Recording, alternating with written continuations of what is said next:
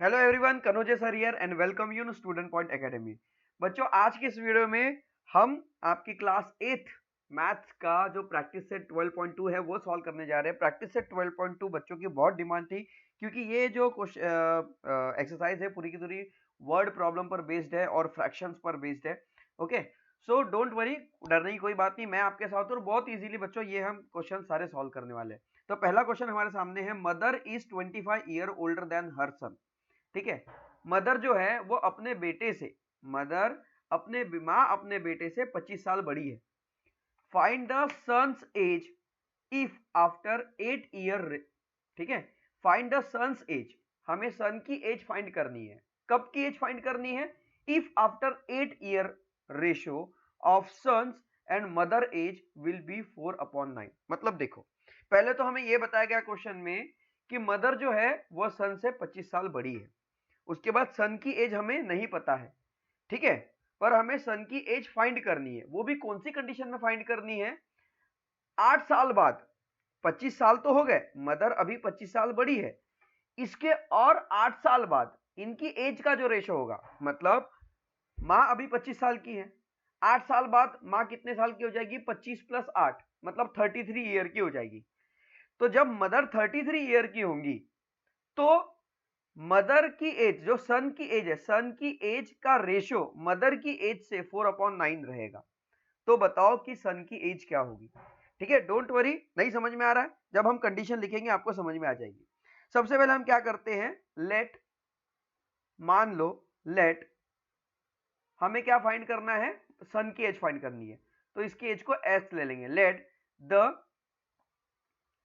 Sons age be x year. मान लो जो बच्चा है, बेटा है, उसकी एज एक्स ईयर की है। एज मदर इज, मदर क्या है भाई? Age mother is 25 year older, 25 year older. मां जो है वो 25 साल बड़ी है, किससे? ओल्डर देन हर सन, वो अपने बेटे से 25 साल की बड़ी है। देयरफॉर मदर की एज क्या होगी? मदर एज, देखो, अगर आज बेटा एक्स साल का है और मदर उससे 25 साल बड़ी है, तो बेटे से मां 25 साल बड़ी है, तो मां की एज, आज की एज क्या हुई? मदर की एज, मदर की आज की एज हुई x प्लस 25। भाई आज देखो, आज के बच्चे की एज है x साल और मां बच्चे से 25 साल बड़ी है, तो बच्चे की एज में मां की एज प्लस हो जाएगी, मतलब ये हो गई मदर की एज, ये हो गई बच्चे की एज और ये हो गई मदर की एज। ठीक है, अब बात हो गई आफ्टर 8 ईयर्स, 8 साल के बाद की। ठीक है, तो लिखेंगे आफ्टर 8 ईयर। 8 साल के बाद की क्या कंडीशन है? देखिए, 8 साल के बाद sons age will be x plus 8 year, बराबर है। समझ में आया? 8 साल के बाद, आज अगर बच्चे की एज x ईयर है तो 8 साल के बाद उसकी एज में 8 साल प्लस हो जाएंगे, मतलब x प्लस 8 ईयर हो जाएगी। और मदर की एज क्या होगी? Mothers age will be, mother की एज क्या हो जाएगी? x प्लस 25 मदर की एज थी, plus 8। Okay, therefore x plus 33 ये मदर की एज हो जाएगी। ठीक है, ये मदर की एज हो गई आज की।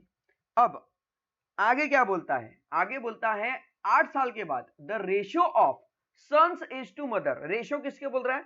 सन की एज से मदर के एज का रेशियो 4/9 है। ठीक है, तो एज आफ्टर 8 ईयर, यही वाली लाइन लिख रहे हैं हम, आफ्टर 8 ईयर। ठीक है, ratio of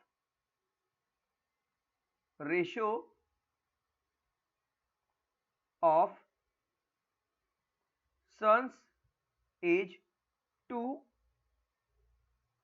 mother age, son की एज से मदर की एज का रेशियो कितना है?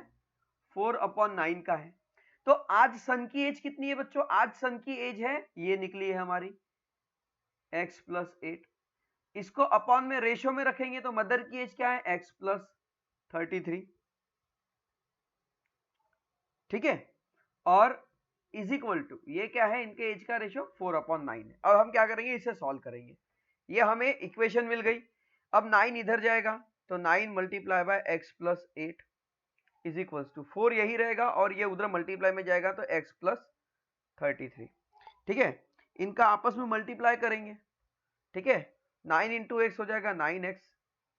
ठीक है, और 9 8 जा कितना हो जाएगा भाई 72। 9 इंटू 8, इसका मल्टीप्लाई इसके साथ, इसका मल्टीप्लाई इसके साथ हुआ 9x। 9 इंटू 8 72। 4 इंटू एक्स ये हो गया 4x, और 4 इंटू 33। तो देखो, जब 4 का मल्टीप्लाई 30 से करेंगे, 33 से, तो आएगा आंसर 132। ठीक है, अब ये इक्वेशन हमारे पास आ गई। अब यहां पर देखिए हम क्या करेंगे, इस स्टेप में यहां पर x को यहीं पर रखेंगे 9x वाले, इस 4x को इधर लेके आएंगे, मतलब ये माइनस में चला जाएगा। इज इक्वल टू 132 को हम वहीं पर रख रहे हैं, इज इक्वल टू के उस तरफ। इस 72 को हम उधर शिफ्ट करेंगे तो ये -72 हो जाएगा।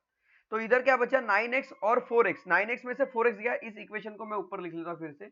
9x minus 4x is equals to 132 minus 72। 9x में से 4x माइनस हुआ, कितना बचा 5x, बराबर है। और 132 में से 72 गया तो कितना बचा भाई 60। ओके, तो x is equals to 5 into x, ये 5 और x मल्टीप्लाई में है, ये 60। 5 इधर जाएगा मतलब डिवाइड में जाएगा, और 5 से जो 60 है वो 12 टाइम कैंसिल होगा, तो यहाँ पर x की वैल्यू जो होगी वो 12 बनेगी। बस इस तरह से इसे करना था। कितना इजी ये सॉल्यूशन था। बस हमें क्या करना है बच्चों, कंडीशन समझनी है। आप इसका स्क्रीनशॉट कीजिए, फिर हम करते हैं नेक्स्ट क्वेश्चन, क्वेश्चन नंबर 2। तो देखो बच्चों, नेक्स्ट क्वेश्चन है, the denominator of fraction is greater than it's numerator bye 12। The denominator of fraction is greater than it's numerator bye 12। Fraction का जो डिनोमिनेटर है, द डिनोमिनेटर ऑफ फ्रैक्शन, एक number है। ठीक है, मान दो एक नंबर होगा, एक x होगा, एक y होगा, कोई एक नंबर पकड़ लो। इसमें जो डिनोमिनेटर है, न्यूमरेटर डिनोमिनेटर से 12 बड़ा है, 12 से बड़ा है। ठीक है, दो नंबर है, एक न्यूमरेटर एक डिनोमिनेटर है। एक न्यूमरेटर के लिए हम n ले लेते हैं, डिनोमिनेटर के हम d ले लेते हैं। अगर न्यूमरेटर n है तो डिनोमिनेटर उससे 12 टाइम बड़ा है, मतलब 12 एडिशन बड़ा है। The denominator is greater than numerator bye 12। Denominator जो है वो न्यूमरेटर से 12 बड़ा है। If the numerator is decrease by 2, अगर न्यूमरेटर को हम 2 से कम कर दे तो डिनोमिनेटर जो है वो 7 से बढ़ जाता है, 7 से बढ़ जाता है। अगर न्यूमरेटर को हम 2 कम कर दे तो डिनोमिनेटर में 7 प्लस हो जाते हैं, और उसके बाद जो नया फ्रैक्शन बनता है वो बनता है 1/2। तो बताइए वो फ्रैक्शन कौन सा है। क्वेश्चन समझ में आ गया। ठीक है, तो सबसे पहले हम क्या करते हैं, हम लेते हैं भाई, हमें क्या निकालना है, हमें डिनोमिनेटर पता है कि भाई 12 से बड़ा है, न्यूमरेटर हमें नहीं पता। तो लिखेंगे लेट द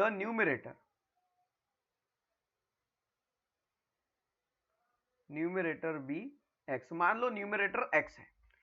अगर न्यूमरेटर x है तो डिनोमिनेटर क्या हो जाएगा, देयरफॉर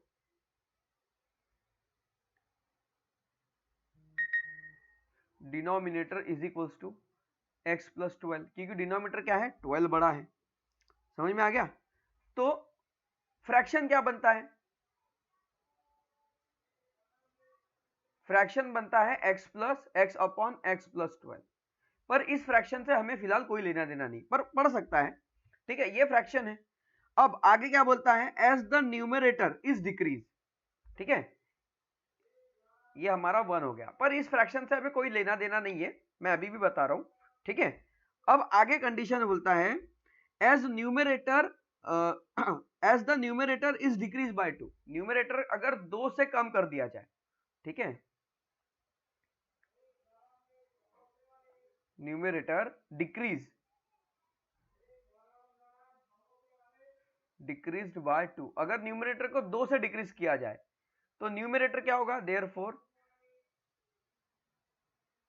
न्यूमरेटर बराबर क्या हो जाएगा x माइनस 2। ये हो गया न्यूमरेटर। तो डिनोमिनेटर क्या होगा,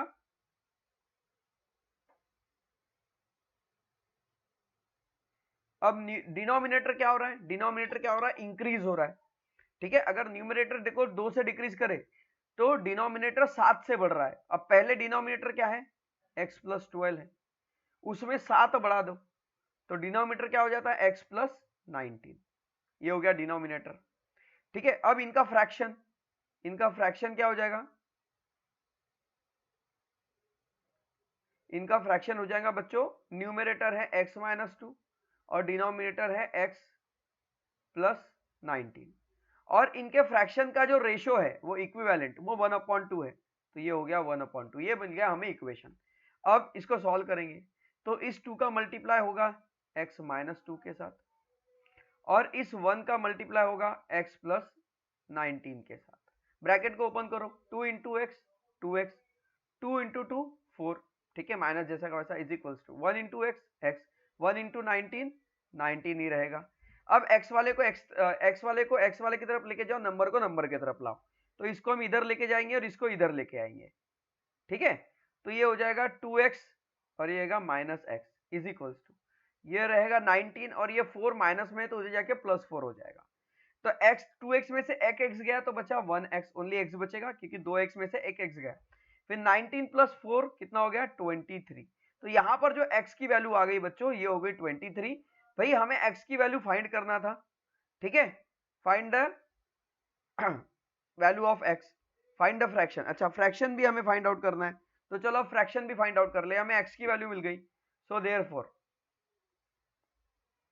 फ्रैक्शन हम फाइंड करेंगे। तो फ्रैक्शन क्या होगा, फ्रैक्शन है मेन, ये वाला फ्रैक्शन, ये फ्रैक्शन है, ठीक है, ये वाला हमारा फ्रैक्शन है। तो ये क्या होगा, आप इसमें भी वैल्यू रख सकते हैं, इस फ्रैक्शन में भी वैल्यू रख सकते हो, सिर्फ इसमें हाँ, ये 1/2 नहीं, सिर्फ इसमें भी रख सकते हो, पर हम इसमें रखेंगे पहली कंडीशन में। फ्रैक्शन हमारा क्या है, x प्लस 12 बराबर है।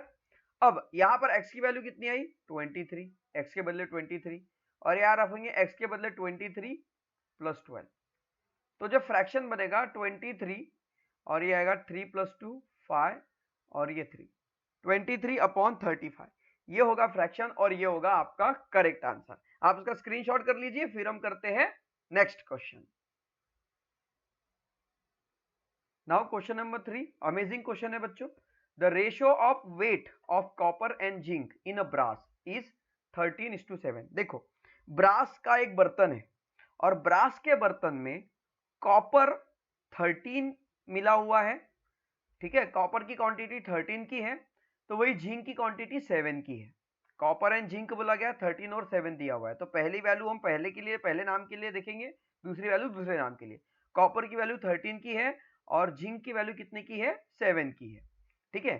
Find the weight of zinc in a brass utensils weighing 700 gram. अगर जो ब्रास का जो यूटेंसिल्स है, ब्रास के बर्तन का वजन अगर 700 ग्राम है, तो हमें जिंक का वेट फाइंड आउट करने के लिए बोला है, find the weight of zinc. भाई find the weight of zinc in brass, उस ब्रास में जिंक का वेट कितना होगा, कॉपर का वेट कितना होगा ये हमने पूछा, हमें जिंक का वेट पूछा है, तो हमें जिंक का वेट पूछा है, तो जो पूछा है हम उसको x ले लेंगे, तो लिखेंगे let the weight of zinc, the weight of zinc be x। मान लो जिंक का जो वेट है x है, अब ये किसमें ग्राम में पूछा है, तो हम यहां पर क्या लिखेंगे ग्राम, ठीक है, जिंक का वेट कितना है x ग्राम है, ठीक है। अब रेशो किसका, कॉपर का और जिंक का जो रेशो है वो कितना है वो लिखो, तो लिखेंगे ratio of copper and zinc, ठीक है, कॉपर और जिंक का रेशो कितना है, रेशो इन ब्रास, ठीक है, इज 13:7। कितना है भाई, रेशो 13:7 है, ठीक है।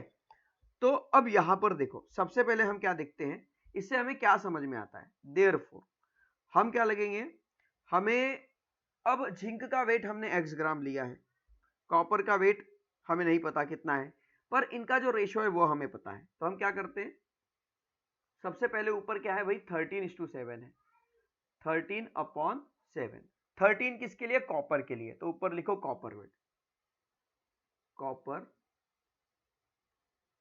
वेट 7 किसके लिए? जिंक के लिए, तो नीचे लिखो जिंक वेट, इसको दे दो इज इक्वल टू, अब वैल्यू रखो copper weight, copper weight upon zinc के वेट कितना है भाई? जिंक का वेट हमने x लिए तो x इज इक्वल्स टू 13/7, ये हुआ। अब इसके बाद क्या चला जाएगा? x उधर चला जाएगा, तो copper weight is equals to 13/7, x divide में उधर जाके मल्टीप्लाई में गया, तो ये हमें कॉपर का वेट मिल गया। एक्चुअली यहां पर हमें क्या मिला है? कॉपर का वेट मिला है, ठीक है। अब हम क्या करेंगे? Calculate the weight of brass. अब ब्रास का वेट हमें फाइंड आउट करना है, ठीक है। अब हम ब्रास का वेट फाइंड करेंगे, तो यहां पर अब देखो बच्चों, तो देखो अभी तक जो हमने सॉल्व किया उसको फिर से समझो। क्या किया हमने? हमें भाई कॉपर जिंक का वेट पूछा था, हमने जिंक के वेट को x ग्राम लिया। उसके बाद हमने बताया कि ratio of copper and zinc, copper और जिंक का रेशियो जो है 13:7 का है, ठीक है। तो 13:7, तो ऊपर वैल्यू के लिए कॉपर है, नीचे वाली वैल्यू की जिंक की है, तो हमने copper upon zinc is equal to 13/7 लिखा। उसके बाद जिंक के वेट को हमने x लिया था तो x रखा। उसके बाद इस इक्वेशन को सॉल्व किया, हमें कॉपर का वेट मिल गया, ठीक है। अब हम ब्रास का वेट कैलकुलेट करेंगे। The weight of brass, weight of brass utensils, ठीक है, जो ब्रास का बर्तन है उसका वेट क्या है? इज 700 ग्राम। इसका वेट कितना है भाई? 700 ग्राम है। तो जो ब्रास का जो वेट है, ठीक है, वो ब्रास का वेट कैसे बनेगा? ब्रास का वेट अगर 700 है, ये 700 कैसे बनेगा? जिंक के और कॉपर के वेट से बराबर है। Zinc plus copper is equal to 700 gram हो जाएगा, बराबर है। तो भाई जिंक का वेट कितना है? x, और कॉपर का वेट कितना आया? 13/7 इंटू एक्स, बराबर है, इज इक्वल टू कितना होता है? 700। ये हमें इक्वेशन मिल गई, अब इसे सॉल्व करेंगे। इसके लिए सबसे पहले क्रॉस मल्टीप्लाई करना पड़ेगा। x के नीचे कुछ नहीं है, मतलब 1 मान के चलो, तो क्या हो गया? 7 into x 7x, plus 1 into 13 और ये x 13x, और 1 इंटू 7 इज इक्वल टू, ये होगा बच्चों 700। अब ये जो 7 है ये क्या है? डिवाइड में उधर जाके मल्टीप्लाई करेगा, तो ये 7x प्लस 13x, सॉरी इसको हम जोड़ लेते हैं, ठीक है। 7x और 13x कितना हो गया? ये हो गया 20x इज इक्वल टू 700। ये 7 डिवाइड में उतर जाएगा तो मल्टीप्लाई कर जाएगा। तो हम इसको मल्टीप्लाई नहीं करते, मल्टीप्लाई करेंगे तो वैल्यू बड़ी हो जाएगी, ठीक है। अभी तो हमें कट पिट करना है। इस इक्वेशन को मैं फिर से लिख लूँ, 20x is equal to 700 multiply 7। इस x को वही रख दीजिए, ये आ गया 700 मल्टीप्लाई बाय 7, अपॉन में जाएगा कितना? 20, ठीक है। 700 20 के टेबल से 700 कितनी बार कटेगा? तो ये देखो 0 से 0 कट गया, 2 से 70 35 टाइम कैंसिल होता है, तो हमारे पास बचा x is equals to 35 into 7, और 35 इंटू 7 जो x की वैल्यू होगी वो होगी 245। तो हमें क्या पूछा था भाई? जिंक का वेट। तो जिंक हमने क्या लिया था? x लिया था। Therefore the weight of zinc in brass utensils is equals to क्या है? 245। ये है हमारा असली आंसर। आप इसका स्क्रीनशॉट कीजिए, फिर हम करते हैं next question. Question number 4 star वाला क्वेश्चन है, बड़ा ही इंपॉर्टेंट क्वेश्चन है, जरा ध्यान से समझना और ध्यान से इसका सॉल्यूशन देखना भाई। आसान है सॉल्यूशन, समझ जाए तो बहुत आसान है, और समझ जाएगा डोंट वरी, मैं हूं आपके साथ, ठीक है। तो फोर्थ क्वेश्चन है, find 3 consecutive whole number, find 3 consecutive whole number whose sum is more than 45 but less than 54। देखो consecutive whole number, consecutive number, whole मतलब पूर्ण संख्या, ठीक है। होल का होल में मत जाइए, होल मतलब सारे नंबर जिसमें सारे पॉजिटिव नंबर हम बोलेंगे, ठीक है। फाइंड 3 कॉन्जिक्यूटिव, कॉन्जिक्यूटिव नंबर की बात मतलब होती है 3 लगातार वाले नंबर। ऐसे 3 लगातार नंबर अगर उन तीनों नंबर को जोड़ा जाए तो उनका सम 45 से ज्यादा होगा, मोर देन 45, और 54 से कम होगा। 45 से ज्यादा होना चाहिए और 54 से कम होना चाहिए। समझ में आया? उनका सम जो होगा वो 54 से 45 से ज्यादा होना चाहिए और 54 से कम होना चाहिए। 54 से ज्यादा नहीं होना चाहिए। More than 45, less than 54। तो चलो वो नंबर कौन सा फाइंड आउट करते हैं। सबसे पहले हम क्या करेंगे, उस कॉन्जिक्यूटिव नंबर को अज्यूम करेंगे। ठीक है, लेट द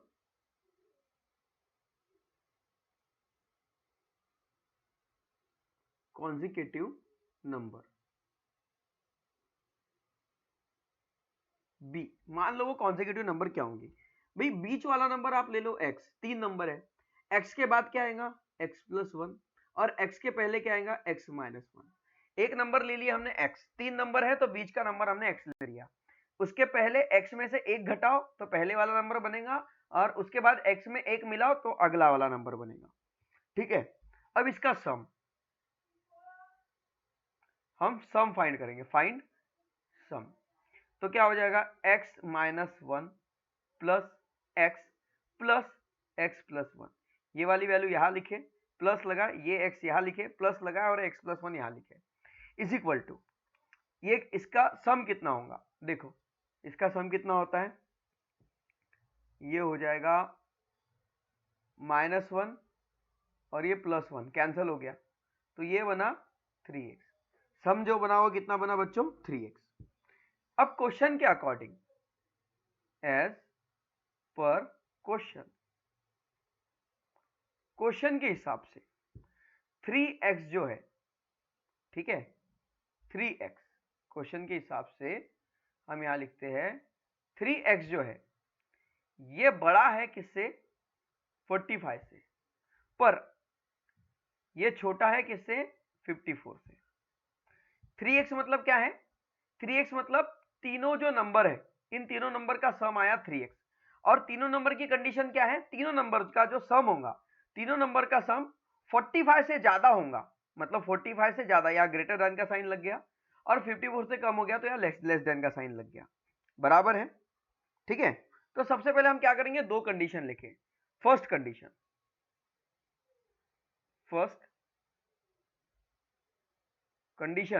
फर्स्ट कंडीशन में क्या लेंगे हम, इस नंबर के सम को हम 45 के इक्वल मानेंगे।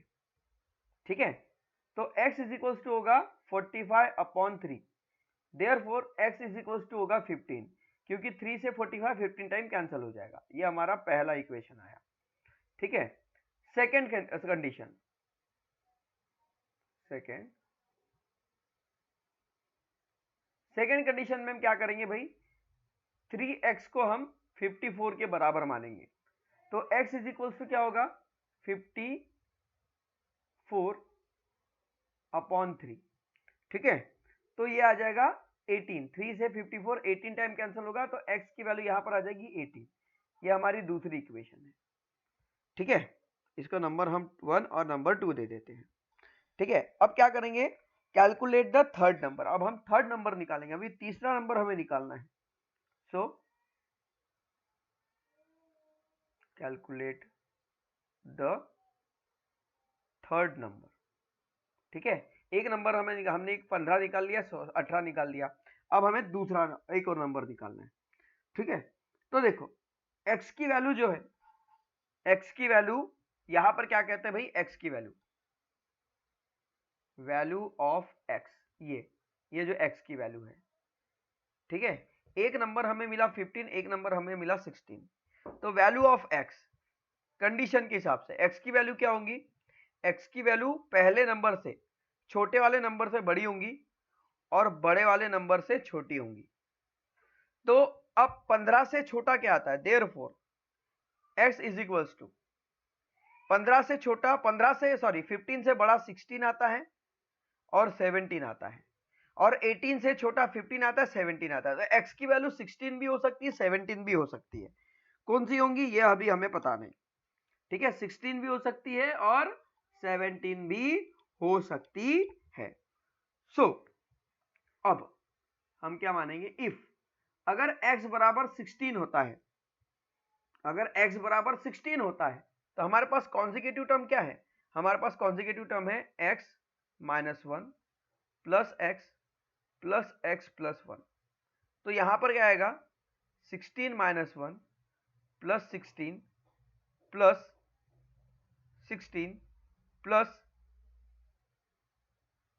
1। ठीक है,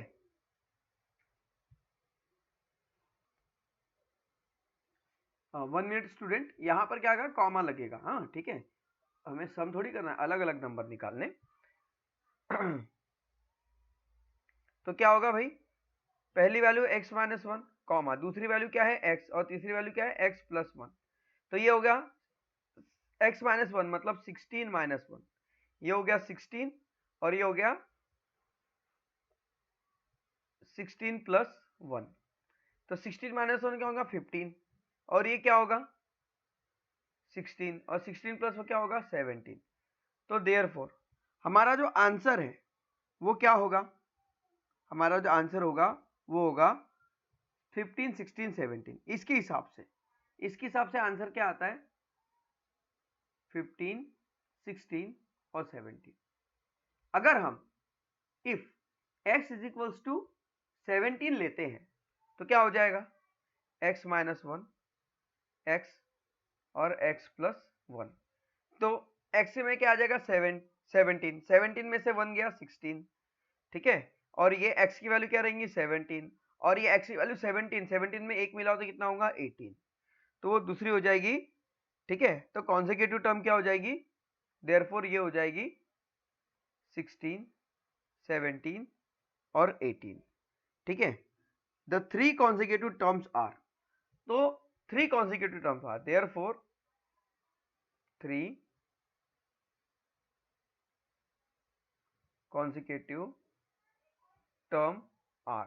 वो 3 कॉन्सेक्यूटिव टर्म या तो 15, 16, 17 हो सकती है, या 16, 17 और 18 हो सकती है, और ये दोनों ही हमारे आंसर है।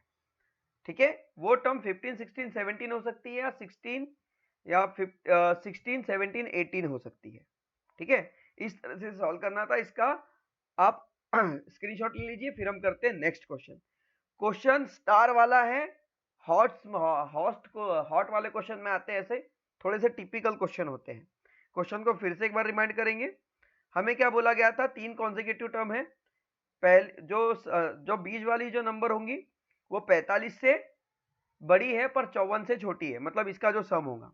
तो इसका सम हमने 3x निकाला। 3x की कंडीशन क्या है? 45 से बड़ी और 54 से छोटी। इस हिसाब से x की वैल्यू 15 निकली। ठीक है, और मतलब इसमें हिसाब से हमने क्या किया? 3x इज इक्वल्स टू हमने 45 माना तो x की वैल्यू 15 निकली। फिर 3x इज इक्वल्स टू हमने 54 माना तो x की वैल्यू 18 निकली। अब x की वैल्यू 2 निकली है तो आंसर भी 2 बार निकलेंगे, इसलिए हमने एक बार x की वैल्यू को 16 कंसीडर किया तो हमें ये कॉन्सेक्यूटिव टर्म मिली। ठीक है, लाइन से ना 15, 16, 17। और एक बार हमने x की वैल्यू को 17 माना तो हमें ये कॉन्सेक्यूटिव टर्म मिली जो लाइन से 16, 17, 18। तो ये आंसर जो ये भी हो सकता है और ये भी हो सकता है। ठीक है, तो चलिए अब करते हैं नेक्स्ट क्वेश्चन नंबर हमारा 5, और ये इस वीडियो का लास्ट क्वेश्चन होगा क्योंकि अगले 5 क्वेश्चन हम नेक्स्ट वीडियो में करेंगे, नहीं तो वीडियो बहुत लंबा हो जाएगा, 1 घंटे का हो जाएगा। अब नेक्स्ट क्वेश्चन नंबर 5 देखो, इस वीडियो का last question. In 2 digit number, 2 digit number है, the digit at the 10th place is twice the digit at unit place. मान लो 2 डिजिट के नंबर है। ठीक है, 2 डिजिट का नंबर, एक एग्जांपल के लिए मैं नंबर बताता हूं 42। ठीक है, एक एग्जांपल के नंबर में बताता हूं 42 एक नंबर है, और यहां पर जो यूनिट प्लेस में जो नंबर है वो 10th प्लेस के नंबर, मतलब 10th प्लेस में जो नंबर है वो यूनिट प्लेस के नंबर से दुगुना है। मतलब अगर यहाँ पर 2 है तो यहाँ 4 है, बराबर है। 2 का डबल कितना होता है? 4, बराबर है। 2 का डबल कितना होता है? 4। ठीक है, तो 2 का डबल अगर 4 होता है तो मान लो इस तरह का एक नंबर है। एक्चुअली हमारा जो आंसर भी है ये भी यही आने वाला है, इस क्वेश्चन का 42 ही आने वाला है। तो आपको क्वेश्चन को समझ में, इसलिए मैंने इस क्वेश्चन को लेकर लिया हुआ है। ठीक है, so don't worry. The 2 digit number, 2 digit number है तो जिसमें यूनिट प्लेस का जो नंबर है और 10th प्लेस का एक नंबर है। 10th प्लेस का नंबर यूनिट प्लेस के नंबर से दुगुना है। ठीक है, ये कंडीशन पहली समझ गई। If the number obtain by interchanging the digit, अगर इस डिजिट को इंटरचेंज कर दे। इंटरचेंज कर दे मतलब 4 की जगह पर 2 लिख ले, 2 की जगह पर 4 लिख ले, और इन दोनों का एडिशन करे, मतलब 42 में 24 को ऐड करे तो आंसर आता है 66। ठीक है, तो वो नंबर कौन से है वो बताओ। तो भाई आपको तो आंसर ही पता चल गया। ओके, सो डोंट वरी, इसको सॉल्व कैसे करेंगे वो आपको बताते हैं। ठीक है, तो सबसे पहले हम मान ले कि भाई जो नंबर है, assume the digit at unit place be x, तो हम क्या करेंगे, यूनिट प्लेस का नंबर अज्यूम करेंगे। ठीक है,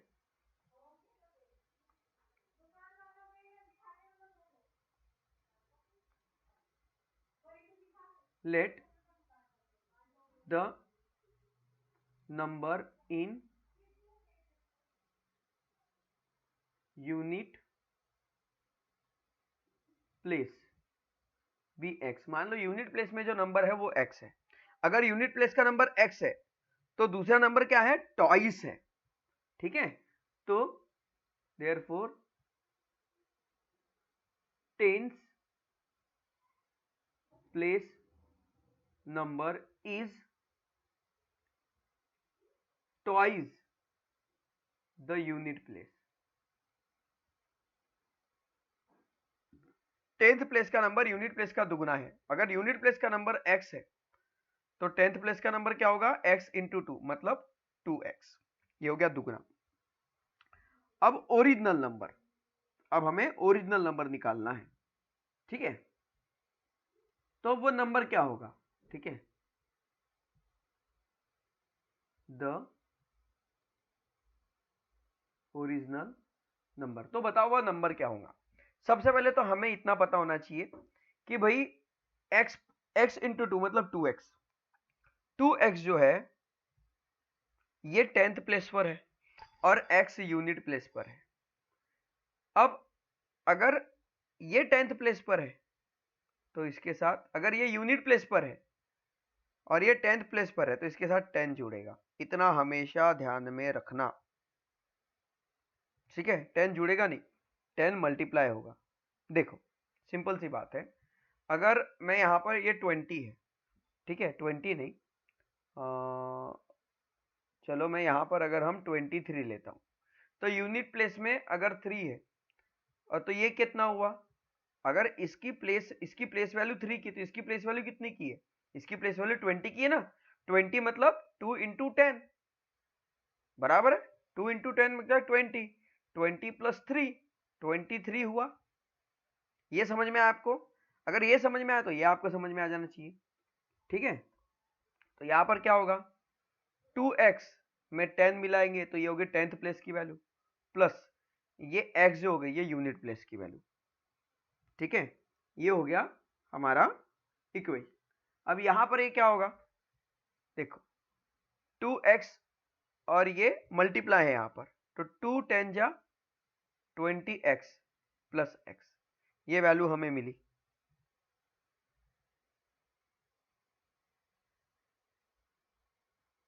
ठीक है, ये एक नंबर हमें मिला, ये एक नंबर हमें मिल गया। अगला नंबर हमारे पास क्या है, ठीक है, इसको आगे और सॉल्व कर सकते क्या, जी हाँ बिल्कुल सॉल्व कर सकते हैं। देखो 20x और x कितना आ गया 21x। ठीक है, ये हमें वैल्यू मिल गई। अब हम क्या करेंगे, calculate the number form by interchanging digit. ठीक है, तो number obtain by interchanging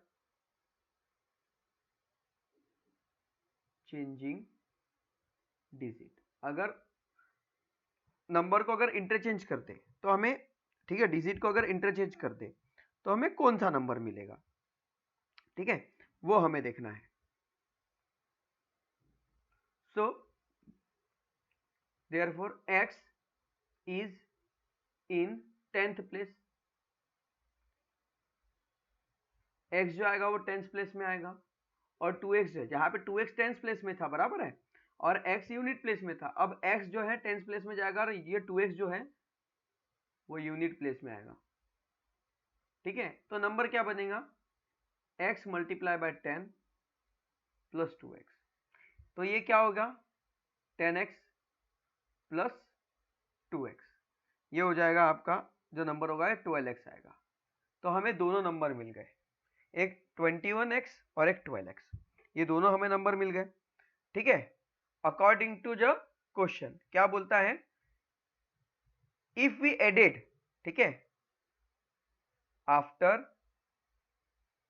adding both number, BOTH, after adding both the number, जब हम दोनों नंबर को ऐड करेंगे, वी गॉट 66। तो पहला नंबर क्या है भाई, 21x plus 12x is equals to 66, यही हमें मिलने वाला है भाई। 21 में 12 को ऐड करो यहाँ पर पहले, ठीक है, ये हो जाएगा 33x is equals to 66, x को यहीं पर रखो, 66 अपॉन 33, x की वैल्यू निकली 2, x इज इक्वल्स टू 2।